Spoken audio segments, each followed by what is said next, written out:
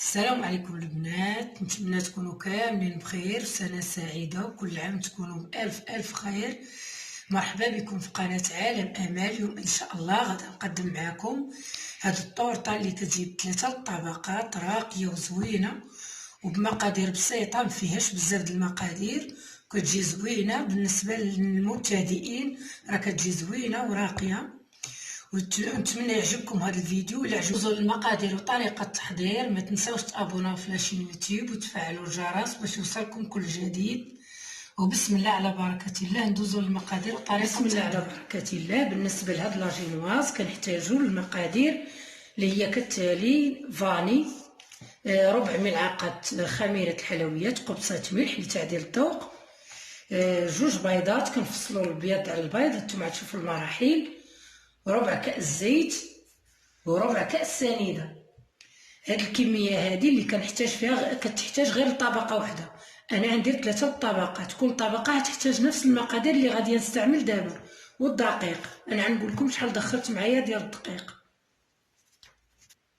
بسم الله على بركة الله. دابا غناخدو البيض، غنفصلو البيض على الصفر باش غادي نطربوه. بسم الله.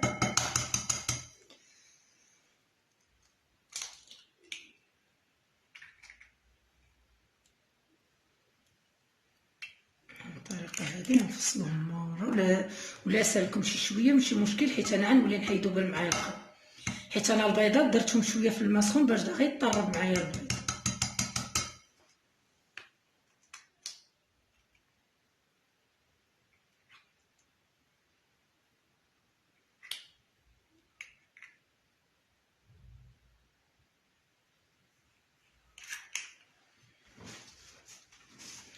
غنديرو نصف كاس سنيده لهاد الصفر، غنضيفو ديك الفانيا وغنطربو مزيان.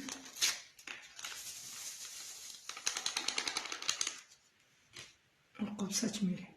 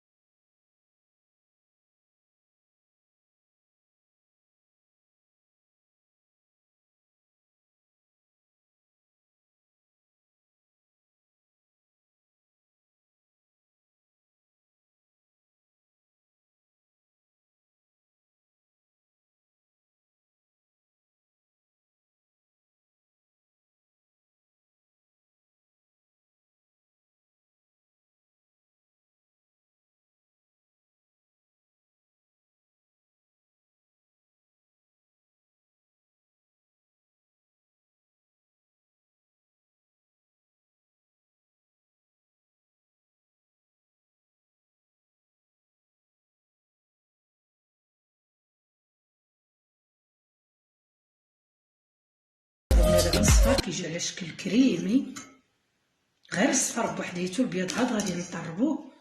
غنضيفو هاد الدقيق تدريجيا ورأس ملعقه ديال الخميره، غير واحد شويه ما نحتاجوش بزاف. بهاد الطريقه هذا غنضيفوه، وغنضيفو الدقيق حتى هو تدريجيا، غنضيفوه في هاد الصفر، وحنا كنخلطوه غير بالطراب اليدوي. والدقيق حنا مغربلين هنا من قبل، نبقاو نضيفو تدريجيا باش غندوزو نطربو البيض البيض. هاد لاجينواز كتجي رائعه وخفيفه وزوينه بزاف. وغنضيفو الزيت هو تدريجيا، قطرات. سمحوا لي حيت نسيت انا الزيت.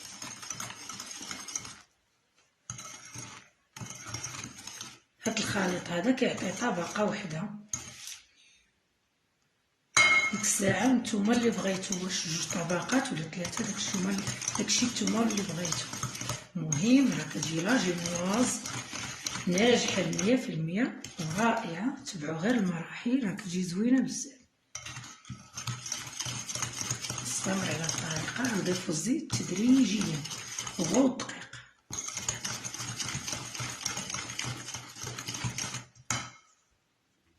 هانتوما البنات بعد ما ضفت داك الكاس ديال الدقيق وداك ربع كاس ديال الزيت كتجي على الطريقه هذه. دابا غندوزو باش نطربو البيض ديال البيض باش غنضيفو على هاد الخليط اللي درنا.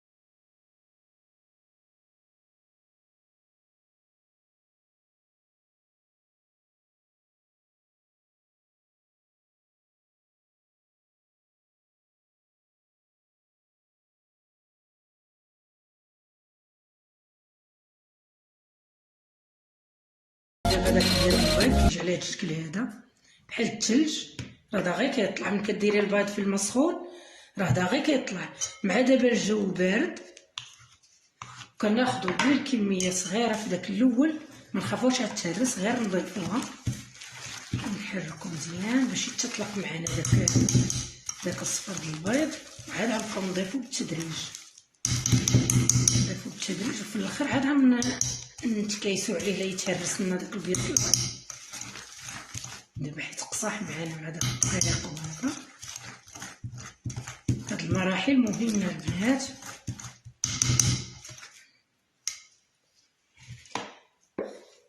مع دابا الجو بارد ضروري البيض ديرو في الماء سخون غير شويه، ما يكونش طايب عاوتاني، غير سخون. نخليوه واحد المده زمنيه ديال ربع ساعه ولا ثلث ساعه نخدمو به. هانتوما البنات شتو الخليط كيفاش كيجي مع الطريقه هادي. والاخراني عاد غنبقاو نضيفوه بشويه، والتحريك يكون غير بشويه باش ما يتهرش معانا من التحت للفوق.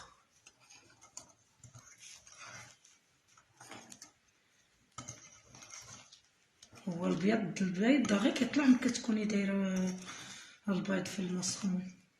بهاد الطريقه هادي نخلطو غير بشويه ونضيفو عاوتاني كميه اخرى من البيض لهاد الطريقه هادي. كنستمر على هاد الطريقه هادي حتى نخلط الكميه اللي عندنا كامله. هانتوما البنات بعد ما ضفت الكميه كامله ديال بيض البيض كتجي على هاد الطريقه هادي راه خفيفه وزوينه الخليط. غناخدو القالب اللي غنديرو فيه هاد الجينواز. الا عندكم ورق الطبخ ديروه، الا ما عندكمش دهنوا اللاطه بالزبده ولا بالزيت ورشوا عليها الدقيق وفرغوا الخليط. انا غنفرغ الخليط وغندخلو للفران يطيب من تحت على نار هادئه جدا، وعيبدا يصفر معانا غير شويه من الفوق. غادي نطفيو عليه نشعلوه عليه من الفوق غير واحد شويه، غير يصفر غنطفيو عليه، ما غاديش يهزنا بزاف د الحراره. غادي نطفيو عليه ونوريكم البنات بعد ما وجدنا لاجينواز ديالنا كيجيو على هذا الشكل هذا خفاف وزوينين.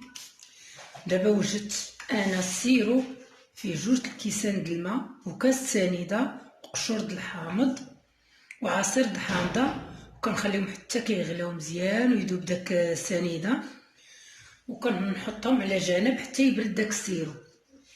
عندي الكريم باتيسير كنوجدها حتى هي، راه المقادير ديالها كلشي كيعرفها، وكنزيد عليها الكريم شونتيي وكنطربهم مزيان على هاد الطريقه هذه باش كتولي لنا ليس ما فيها لا حبيبات لا والو. وغندوزو باش نمونطيوها هنايا في هذا القالب هذا. بالنسبه لكم نتوما ديروا اي قالب الشكل كما بغيتو نتوما. بسم الله على بركه الله. غناخدو لاجينواز الاولى غنوضعوها في القالب، غادي نسقيوها بالسيرو اللي حضرنا. بسم الله بركه الله.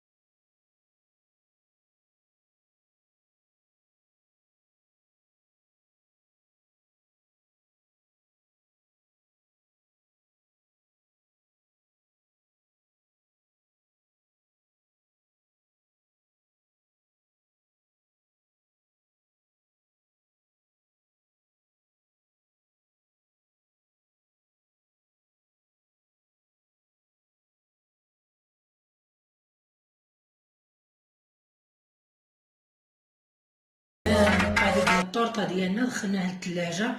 دابا غندوزو باش نصايبو الكلاصاج. كنحتاجو 480 الشكلاط الابيض مزيان، المهم يكون مزيان. الكليكوز 80 غرام، 200 غرام د الحليب، والملون احمر، حيت انا هاد الكلاصاج بغيتو يكون الكولور ديالو احمر. نتوما اللي بغيتو يمكن لكم تضيفوه اولا تخليوه غير ابيض. اوراق الجيلاتين ضروريه البنات. غندوزو باش ناخدو هاد الجيلاتين، قسموها نحطوها في الماء حتى تطلق مزيان. عندنا ناخدو الحليب غنضيفوه في هاد الكسرونه. هيا هكا. ناخدو الجليكوز قلنا 80 غرام،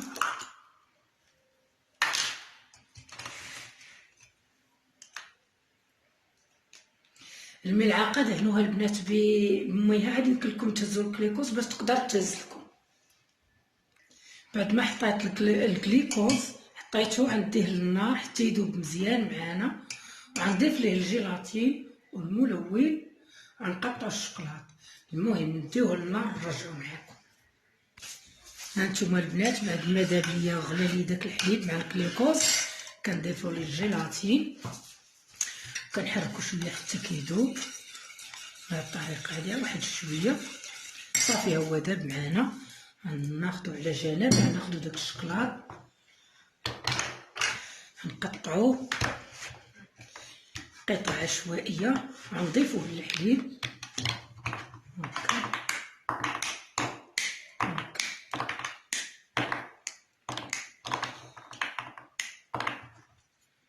هكا البنات بهاد الطريقه هادي. غنضيفوه نحركو محدو بنزل الصغون. هانتوما البنات بعد ما زدنا داك الشكلاط كنحركو على هاد الطريقه هادي حتى كيذوب. غنضيفو قليل من الملون، داكشي على حساب الكولور اللي باغي كل واحد.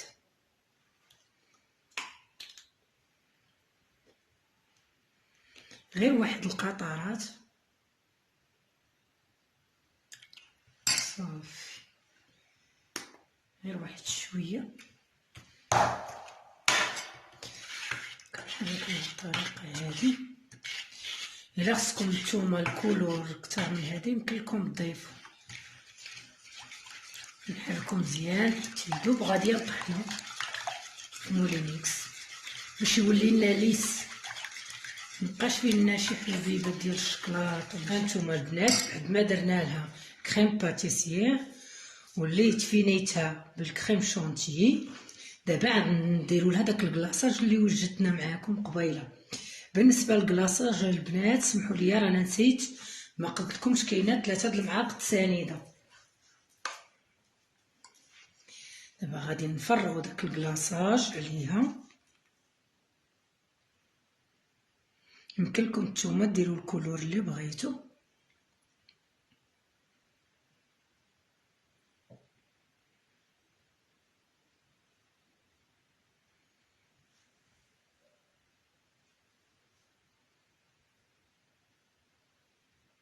على هاد الطريقه هادي حتى تغطى لنا تماما.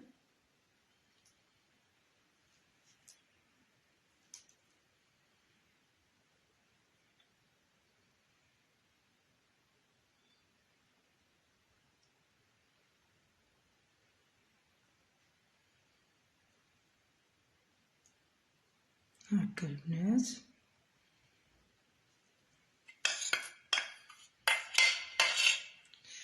صافي، وغندخلوها للثلاجه. هانتوما البنات كنصايب هاد الوريضات بشي ماتريال اللي عندي عاديه في الدار. كناخذ هاد الراس لابوش كنحيدلو ديك الدائره اللي فيها بزاف د السنينات، وكنبسطو غير بيدي ولا بشي حاجه ثقيله وكنخدم به يكون على هاد الشكل هذا. وعندي كاس عادي غنصايب به هاد الوريضات على هاد الطريقه هذه البنات. انا غنوريكم كيفاش انا صايبت جوج. غنزيد هاد الوريضه الثالثه، راه عادي كتجي وزوينه، ما كتحتاج شي حاجه بزاف، خصو يكون عندك غير لابوش وصافي. هي البنات ضروري الشانتيوم تخدموا بيها، الله يخليكم خشوها في الثلاجه باش تخدم لكم مزيان. ها نتوما البنات ساهله، دوري الكاس وتخدمي هكا هكا. المهم نتوما ديروها على الجهد اللي بغيتو، واش كبيره ولا صغيره هكا. الا بغيتوها كبيره يمكن لكم تاخذوا شي كاس اللي عنده القاع ديالو كبر من هذا، على هاد الطريقه هادي هكا. ها هي كتجي وريضه زوينه، وبداكشي اللي عندك في الدار صافي، وغادي نهزوها ونحطوها في الكيكه ديالنا نزينو بها. يا البنات بعد ما زيناها كتجي على هاد الشكل هذا، كيجي الشكل ديالها زوين وبسيط في نفس الوقت، ما فيهاش بزاف ديال المجهود، كتجي زوينه. غير جربوها. الا كنتو اول مره كتزوروا القناه ما تنساوش تابوناو في لاشين يوتيوب وتفعلوا الجرس باش يوصلكم كل جديد. وسنه سعيده بكل ما تمنيتوا ان شاء الله.